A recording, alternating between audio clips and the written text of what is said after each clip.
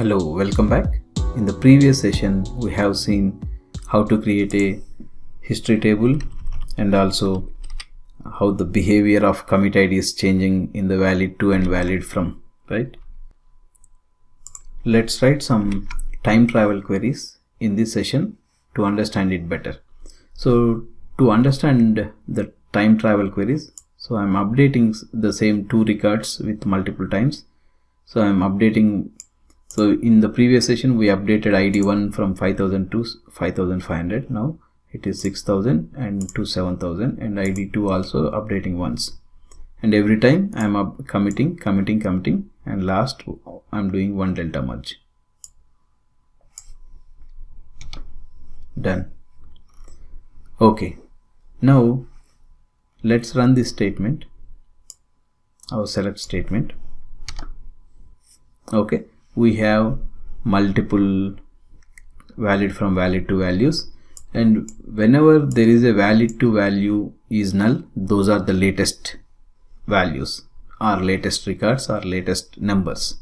Okay, and rest of the valid to values are filled, those are the history. Now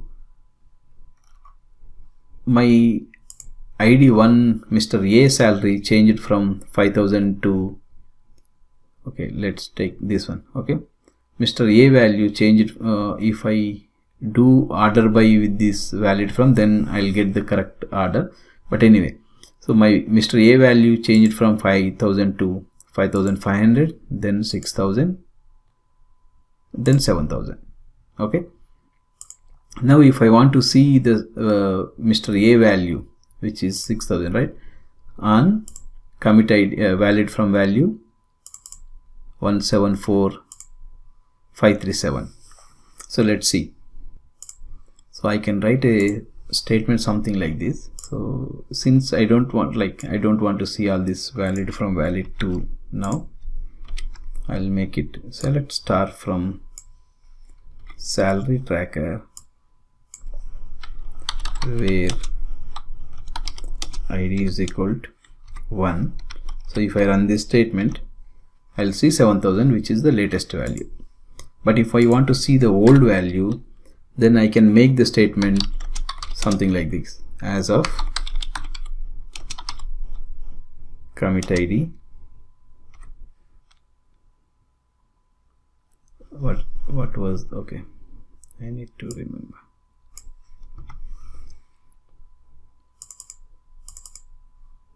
Let's take this number.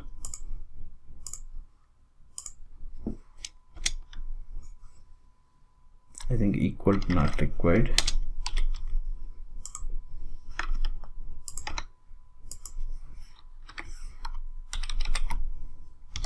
Okay, so see, now when I mentioned the as of commit ID statement, it is giving the 6000.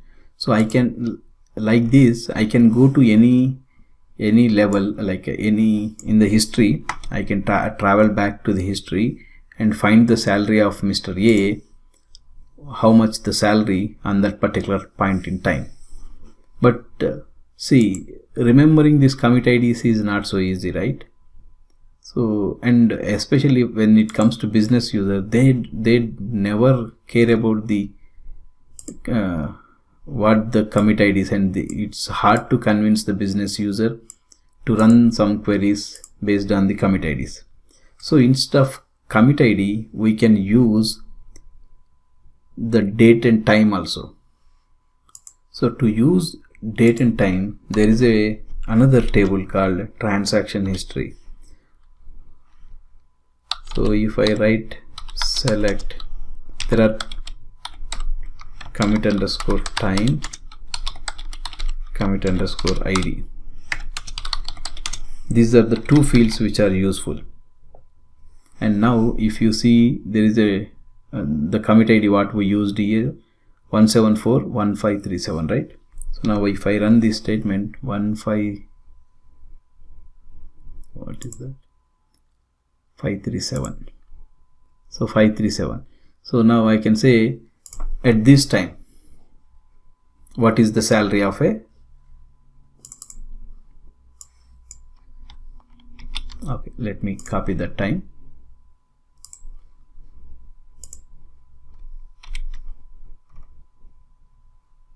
and I'll copy this and write this as of commit ID.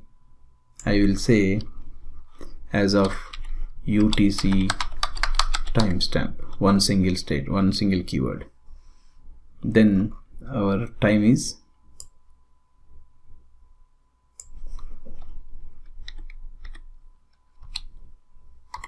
(2019), that is year, and it's January, and 20 is the date.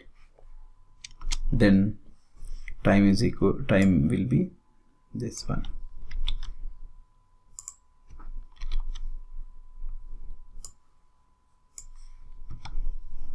See, now I got the value 6000.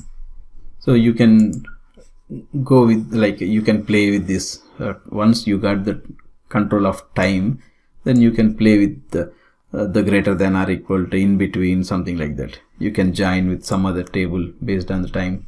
All those things you can do. And alternately, if you don't want to put every time like as of commit ID something, then you can do something like this: set history session to commit ID,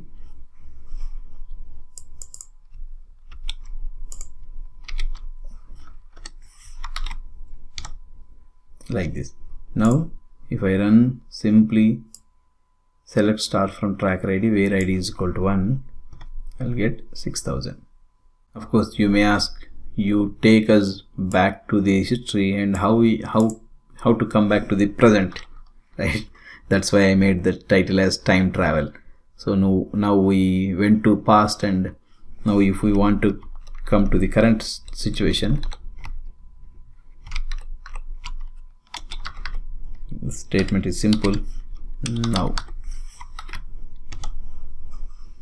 Now if I run this statement, select star from ID 1, 7000 is the latest salary what he is holding now. So instead of every time remembering the commit ID or UTC timestamp, my best method of using this time history table is something like this. So select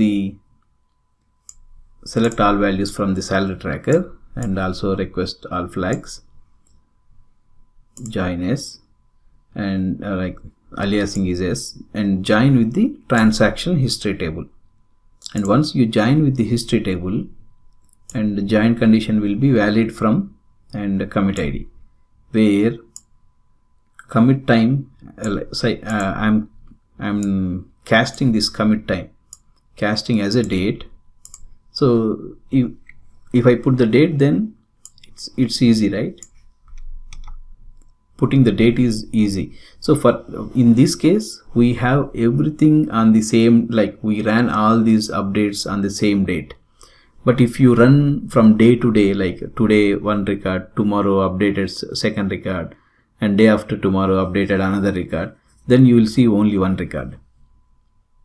But here, since I ran all these updates, inserts, everything on the same day, so I'm getting all those records.